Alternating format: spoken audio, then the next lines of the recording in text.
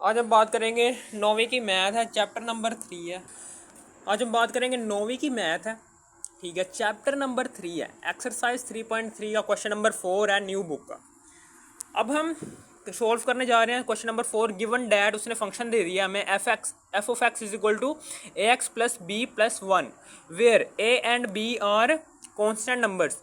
अब इस फंक्शन के अंदर जोन सा फंक्शन आपको दिया गया है गिवन फंक्शन, इस गिवन फंक्शन के अंदर जोन सा ए एंड बी है ये कांस्टेंट नंबर्स हैं और 1 भी कांस्टेंट है, जाहिर बात है, और एक्स एक वेरिएबल है और वो एक्स की आगे, ठीक है ना, कांस्टेंट नंबर्स बता दिए कि A and B are constant numbers and X variable. अब आगे वो बता रहा है कि इफ़ एफ ऑफ 3 यानी कि F of 3 is equal to 8 and F of 6 is equal to 14 then find the values of A and B. वो कह रहा है कि ए और बी के कांस्टेंट नंबर्स जोन से हैं ना, इनकी वैल्यूज़ आपने फाइंड करनी है, ठीक है। और जबकि आगे दो कंडीशंस बता दी हैं कि F of 3 is equal to 8, जब इस फंक्शन के अंदर यानी कि इस फंक्शन में जो सा एक्स है ना, इस एक्स की जगह आप 8 पुट करोगे तो आंसर है, यानी कि दो कंडीशंस बता रहा है, F of 3 is equal to 8 and F of 6 is equal to 14, ठीक है। हमने बारी बारी से इन इन दो कंडीशंस को इस फंक्शन के अंदर पुट करना है, ठीक है ना, और दो इक्वेशंस बनाने के बाद उन दो इक्वेशंस को सॉल्व करके आंसर ए एंड बी का फाइंड कर लेना है, ठीक है ना। आप कैसे इक्वेशंस बनानी है और कैसे पुट करने हैं, सबसे पहले तो गिवन फंक्शन आपको दिया गया है वो लिख लेना है, F of X is equal to A X plus B plus 1। अब यहाँ पर हमने एफ ऑफ 3 गिवन एक कंडीशन दी हुई है, F of 3 is equal to 8, ठीक है ना, ये पहली कंडीशन है। अब इस पहली कंडीशन को हमने पुट करना है इस फंक्शन के अंदर, तो पुट कर दो, कर दिया पुट। यहाँ पर अब हमने एफ ऑफ 3 यहाँ पर पुट करो, यानी कि अब ये जो सी कंडीशन दी गई है F of 3 is equal to 8, इसमें उसने एक्स की वैल्यू यानी कि ये जो सा एक्स आपको दिख रहा है ना, ये वाला एक्स, इसकी वैल्यू बता रहा है। देन हमें साफ पता चल रहा है कि f के साथ यहाँ पर 3 लिखा हुआ है, फंक्शन में f के साथ x लिखा हुआ है, जाहिर सी बात है कि यहाँ पर वो x की वैल्यू ही बता रहा होगा ना इस कंडीशन के अंदर, तो लिखेंगे then x is equal to 3। अब हम इस 3 को यहाँ पर पुट कर देंगे, f of 3 is equal to a, 3 put किया यहाँ पर भी, प्लस b प्लस 1। अब हमें पता है कि F of 3 is equal to 8 होता है, तो पुट कर दो, 3 जब a से मल्टीप्लाई होगा 3a प्लस b प्लस 1। अब ये प्लस 1 उधर जाकर माइनस 1 हो जाएगा, 3a प्लस b, 8 में से 1 गया 7 रह गए, 3a प्लस b, यह होगी हमारी पहली इक्वेशन बन गई। अब उसके बाद दूसरी कंडीशन, सेकंड कंडीशन क्या थी, F of 6 is equal to 14, ये सेकंड कंडीशन थी।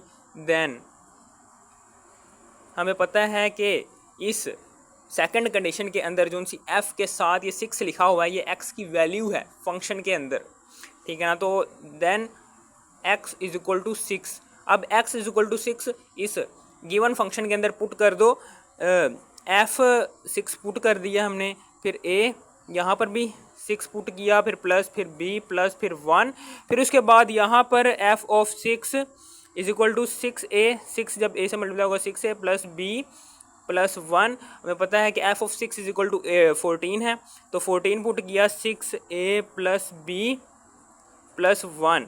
अभी प्लस 1 उधर जाकर माइनस 1 हो जाएगा, 6a प्लस b, यहाँ पर 6a plus b is equal to 14 में से 1 गया 13 रह गए, ये लो जी, दूसरी भी बन गई इक्वेशन। अब इन दो इक्वेशंस को हमने सॉल्व करके ए और बी की वैल्यूज़ फाइंड कर देनी है। हमें पता है कि ये देखें इन दो इक्वेशंस में, इसको ऐसे लिख दो, 14 में से 1 गया 13, 6a प्लस b ठीक है ना।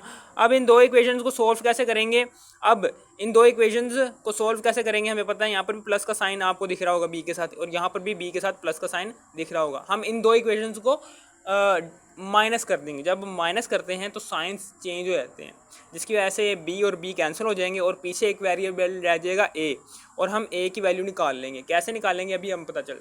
तो यहाँ पर माइनस करेंगे, हम क्या करेंगे हम क्या करेंगे 2 को 1 से माइनस कर देंगे, 2 माइनस 1। मैंने 2 को माइनस ही क्यों किया 1 से, क्योंकि जो उनसे दूसरी इक्वेशन में बराबर के दूसरी तरफ 13 लिखा हुआ है, पहली इक्वेशन में बराबर के दूसरी तरफ 7 लिखा हुआ है, ताकि 13 7 से ऊपर आ जाए और आसानी से माइनस हो सके। अब इसलिए मैंने लिखा है 13 is equal to 6a plus B, 6a plus B. इसी तरीके से ये क्या है 7 is equal to 3a plus B. अब हम उसके बाद यहाँ पर इसके साथ भी प्लस है, इसके साथ भी प्लस है, चूँकि हम माइनस कर रहे हैं तो हर किसी का साइन चेंज हो जाएगा। ये प्लस बन जाएगा माइनस, ये भी प्लस बन जाएगा माइनस, ये भी प्लस बन जाएगा माइनस। अब ये कट जाएंगे, ठीक है। अब 13 में से 7 गए, 13 में से 7 गए, 13 में से माइनस किया 7 तो 6 आता है। 6 इज इक्वल टू, अब जमा यहाँ पर प्लस, बड़ी वैल्यू का साइन क्या है जमा है, तो जमा नीचे वैसे का वैसे आ जाएगा। अब यहाँ जमा माइनस माइनस, यानी कि इन दो वैल्यूज़ को हमने माइनस करना है। डिफरेंट साइंस हो ना, यानी कि हम इसको भूल जाओ, इस प्लस को भूल जाओ, हमने इस वाले प्लस को देखना और ये नीचे वाले माइनस को देखना, ठीक है। डिफरेंट साइंस है तो दो वैल्यूज़ आपस में माइनस होंगी, ठीक है ना। 6 में से 3 गए, 3 आ गया, और 7 ये कांस्टेंट नंबर वैसे का वैसे ए, ठीक है। अब बड़ी वैल्यू का साइन क्या है, बड़ी वैल्यू यहाँ पर 6 है तो इसके साथ साइन है प्लस, तो प्लस लगाओ या ना लगाओ आपकी मर्ज़ी है। ये 3 इधर मल्टीप्लाई हो रहा है, उधर जाकर डिवाइड हो जाएगा, और ये लो जी ए की वैल्यू आ गई, 3 दूनी 6, ये लो जी ए की वैल्यू आ गई। ए इज इक्वल टू 2 होता है। अब हमने इस ए इज इक्वल टू 2, इस 2 को हमने इस पहली इक्वेशन में पुट कर देते हैं, ठीक है ना। ये दूसरी इक्वेशन में पुट कर सकते हैं। इन दो इक्वेशन में से किसी में भी ए की वैल्यू को पुट करो और बी की वैल्यू निकाल लो। मैं यहाँ पर 1 में पुट करता हूँ, ए इज इक्वल टू 2 पुट किया मैंने 1 के अंदर, तो 1 के अंदर पुट कर दो। 7 is equal to 3a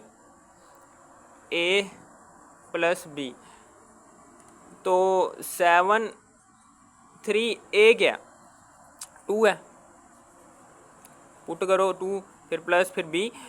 7 is equal to 3 दूनी 6 प्लस b। अब ये 6 प्लस का है, उधर जाकर माइनस का हो जाएगा। 7 ये 6 प्लस का है ना, उधर जाकर माइनस का हो जाएगा।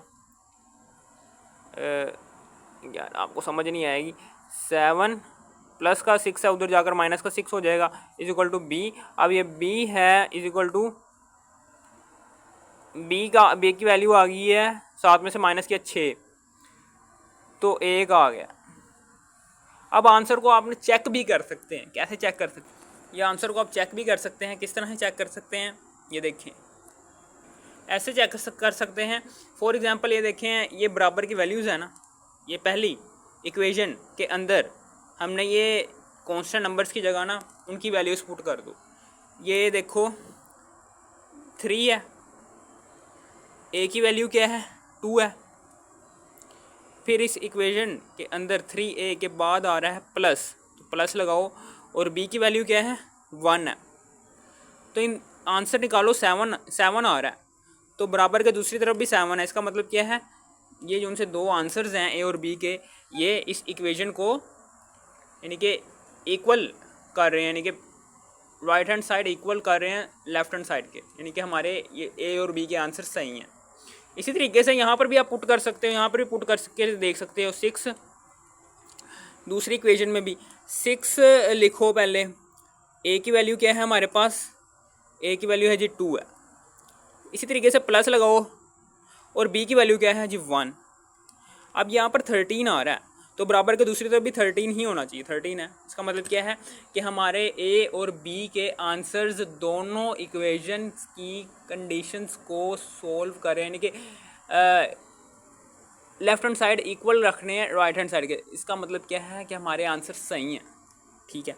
इस तरह से आप आंसर्स को चेक भी कर सकते हैं, ठीक है ना। इसी अब अगर आपने एक्सरसाइज 3.3 के बाकी पार्ट्स देखना है तो आपने इसी वीडियो के टाइटल पर क्लिक करना है। इसी वीडियो के टाइटल पर क्लिक करने के बाद इसी वीडियो की डिस्क्रिप्शन में जाने के बाद एक्सरसाइज 3.3 के बाकी पार्ट्स भी देख लेने हैं, ठीक है ना। अगर आपको इस वीडियो की तरह से भी थोड़ी सी भी समझ आ गई, इस वीडियो को कर दो लाइक और सब्सक्राइब और शेयर भी कर देना। Thanks for watching me.